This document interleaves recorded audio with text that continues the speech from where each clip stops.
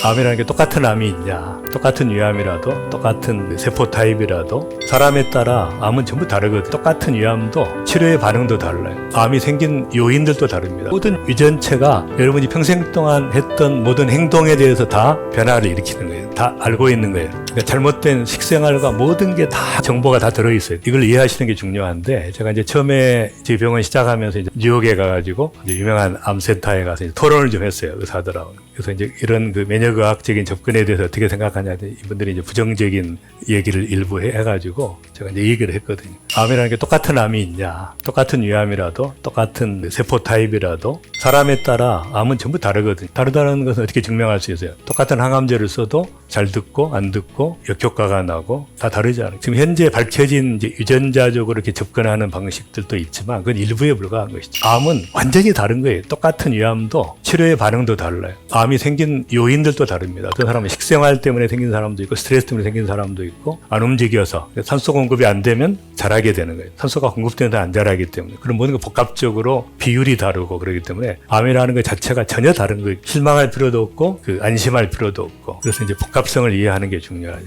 콤플렉시티라 그래요. 최근에 과학이나 경영의 영역에서도 한 가지 일이 되려면 수백 가지가 결합이 돼야 돼요. 여기 이제 우리 원장님 같이 훌륭하신 분이 오셨는데 이분이 지금까지 오려면 단순히 내가 노력해서 온 게 아니거든요. 수많은 요소들이 결합돼가지고 모든 게 결합돼서 지금까지 온 거지. 이제 그걸 이해해야 돼요. 암도 마찬가지. 그러니까 내가 암이 생긴 것은 이런 것들이 결합돼서 되는 것입니다. 일반적으로 가장 쉽게 이해할 수 있는 게 제가 이제 이걸 설명하는 이유가 뭐냐면 지금은 이제 무슨 치료를 내가 받고 있는지 뭐 다 알아보고 그러기 때문에 뭐 치료법이 다른 건 없어요. 근데 이제 문제는 암에 대한 이해가 다른 거예요. 선생님들도 그렇고 자기 분야는 잘하지만 전체를 설명을 못 해요. 지금 예를 들면 이제 후성 유전학적인 접근이 이제 각광을 받고 있죠. 지금 모든 암에 대한 논문들은 전부 면역학과 유전학적인 관점으로 다 접근하고 있어요. 우리가 일반적으로 암에 걸린다 그러면 자극이니까 스트레스를 받고 자외선, 뜨거운 음식, 염장식, 육식, 고지방식, 흡연, 호르몬, 암을 일으키는 요인들이기 때문에 단순하지 않다. 암이 자랐다는 것은 나무가 자랐다는 것이에요.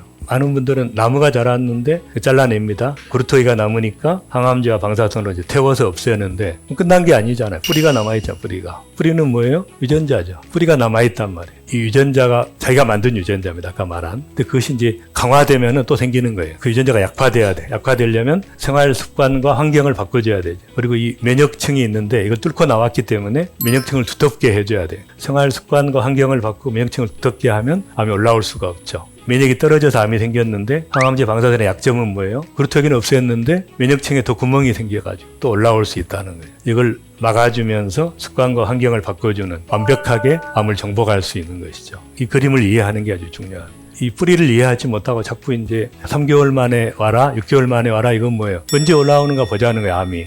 막아줘야지. 올라오는가 보자. 그건 의미가 없는 거잖아요. 이걸 막아주는 게 의사의 사명은 안 걸리게 만들어주는 거죠. 암에 있어서 재발은 치명적이기 때문에 뭐 특별한 암 치료를 받았다, 그게 중요한 게 아니라 어떤 사람은 낫고 안 낫고 운이라고 표현을 하는데 이제 저는 이것이 뭐냐면 다양한 시도를 해서 가만히 있지 말고 안전지대에 머물지 말고 내가 나을 수 있는 길이 있다면 총동원해서 해보는 것이 중요하다. 내가 어떤 치료에 반응할지 알 수 없기 때문에 총동원해서 해보는 게 중요하다. 이거 이제 이해하는 게 중요한 게 항암제는 아시겠지만 빨리 자랄 때 효과가 있거든요. 초반에 빨리 자랄 때. 나중에 암이 자라고 나면 느리게 자라길 때는 효과가 없어요. 빨리 자라는 세포를 파괴하는 게 항암제의 특성이기 때문에. 제 친구 중에 보건복지부에 근무하는 친구가 있었어요. 이제 이 친구가 성대암에 걸려, 성대. 도려내야 된다. 모든 의사들이 다 그러더래요. 도려내거나 방사선으로 말 못하게 된다. 그래서 제가 그랬대요. 그럴 리가 있나? 그러면 이걸 말할 수 있게 하겠다는 분을 이제 찾아가지고 했는데 다행히 항암제로 완치가 됐어요. 비록 초기였기 때문에 항암제가 제일 잘 듣는 때 아니에요. 보존을 해야 되니까 항암제를 했던 것이 굉장히 유효한 거죠. 나중에는 느리게 자라기 때문에 효과가 없지는 않지만 굉장히 효과가 적죠. 모든 암 치료에 있어서 교과서를 다 뒤져봤어요. 진짜로 효과가 있는 암은 진짜 몇 가지 안 돼요. 대부분이 항암제를 쓰냐 안 쓰냐, 이런 그 호르몬제를 쓰냐 안 쓰냐, 이런 것들이 3-4% 정도의 차이예요. 항암제가 효과가 있다는 자료들은 점검할 필요가 있고 환자에게 오픈할 필요가 있는 거예요. 이런 경우에는 항암제를 쓰면은 없어지는 게 아니에요. 항암제는 일정 비율로 줄어드는 것이지 없어지는 게 아닙니다. 항암제를 써가지고 줄어들다가 안 쓸 때 다시 자라죠. 자라는 속도보다 주는 속도가 많을 때는 12번을 했으니까 이렇게 줄일 수가 있지만 반대의 경우에 줄였는데 별로 변화가 없어, 더 자랐어. 그럼 항암제 항암제 쓰다가 나중에 오히려 이제 전이 되고 그런 경우도 가능하기 때문에 항암제를 너무 신뢰하는 것보다 그다음에 더 중요한 것은 어느 정도 줄어든 다음에 눈에 보이지 않는 미세 전이암은 면역요법으로 하는 게 그냥 상식이거든요. 항암제로 없앨 수 없기 때문에 남아있는 것은 몸이 처리해줘야 돼요. 이거 당연한 건데 이거 원칙을 안 지키고 있다. 기본적인 항암 치료의 원리들이 전혀 무시되고 있는 그런 현실에 대해서 좀 안타깝게 생각을 하고 후성 유전학 아까 말씀드렸는데 정상세포가 유전자 변이를 통해서 돌연 변이로 암세포가 가는 이 모든 과정이 있는데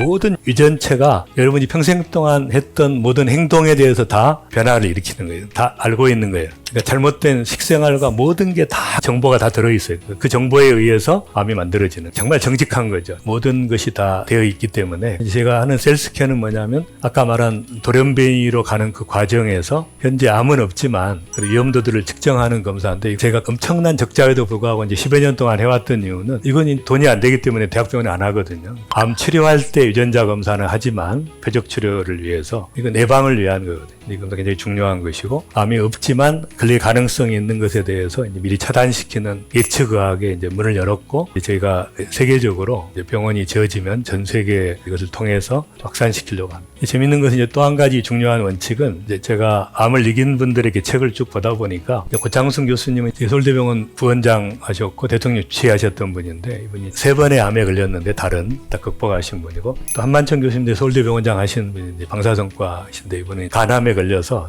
도저히 나을 수 없는데 이제 회복되신 분이고 이대 교수님은 돌아가시긴 했지만 3번인가 4번까지 재발했는데도 균형을 유지하면서 하셨던 분이에요. 이런 분들의 이제 탐을 볼 때 제일 중요한 게 이제 마이크로 밸런스 면역 관리를 통해서 잘 균형을 유지하는 삶을 사셨던 거고 그래서 이제 이분은 전셋집 이론이라고 암은 새들어 사는 거니까 언젠가 나갈 거기 때문에 잘 대접해줘라 그런 것이고 한만천 교수님은 동반자 이론 미워하면은 암이 좋아하지 않아요. 미워하는 거 사랑해주고 품어주고 그러면 지가 못 살겠다고 떠나간다는 것이고 이제 이대 교수님은 이제 나그네니까 언젠가 떠날 사람 이런 자세를 가지고 느긋하게 독일에서 제가 암 환자들 같이 좀 치료를 했는데 이분들은 뭐 재발했습니다. 그렇습니까? 이렇게 하는데 우리는 이제 반응이 재발했다고 죽었다고 생각하니까 그럴 필요 없다는 거지. 아, 그런가 보다 하고 이겨내면 되는 거니까. 어차피 뭐 누구나 다 죽기 때문에 언제 죽느냐의 문제는 아무도 모르잖아요. 그런 자세를 가지고 밸런스를 유지하는 게 참 중요합니다. 그다음에 이제 아시겠지만 스트레스는 가장 암 촉진인자며 가장 강력하게 면역 저하와 전이와 신생혈관 형성에 결정적으로 기여하기 때문에 이 스트레스를 이겨내야 되는데